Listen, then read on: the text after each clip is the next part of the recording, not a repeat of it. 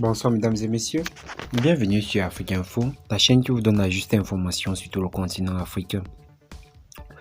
La mort de Madame Cooper continue de faire couler beaucoup de larmes et d'encre sur les réseaux sociaux.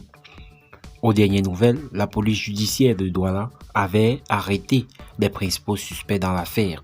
Il s'agissait de la ménagère et de la meilleure amie de Madame Cooper. Lors de leurs auditions, voici la déposition de la ménagère qui a fuité sur les réseaux sociaux. Si vous êtes nouveau sur cette chaîne, n'oubliez pas de vous abonner et d'activer gratuitement la cloche de notification pour ne rater aucune de nos prochaines vidéos.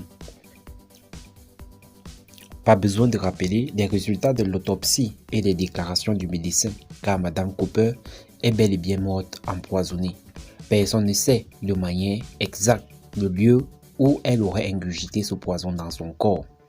Mais si l'on s'en tient aux sources sur les réseaux sociaux, Madame Cooper aurait été empoisonnée lors de la réunion familiale qu'elle organisait chez elle, raison pour laquelle plusieurs internautes et la mère de Madame Cooper pensent que la ménagère de cette dernière est la principale suspecte dans cette affaire, car ce jour, elle était chargée des préparatifs de la cérémonie. Lors de son audition, la ménagère de Madame Cooper a fait comprendre à l'autorité judiciaire qu'elle n'a rien et surtout rien à voir avec la mort de Madame Cooper, qu'elle est arrivée ce jour à 8h30 comme d'habitude et a commencé directement à préparer la nourriture et les différents préparatifs dont sa matrone l'avait recommandé. Qu'elle était assistée par la meilleure amie de Madame Cooper qui est venue lui donner un coup de pouce, que au préalable, elle ne savait même pas la nourriture que Madame Cooper devait manger le jour de cette cérémonie. Interpellée sur son absence après l'annonce de la mort de Madame Cooper sur les réseaux sociaux, la ménagère de Madame Cooper a fait comprendre à l'autorité judiciaire qu'elle était sous le choc, raison pour laquelle elle a décidé de s'éloigner de ses réseaux sociaux, des membres de sa famille et surtout du fils de Madame Cooper qu'elle l'aimait tant.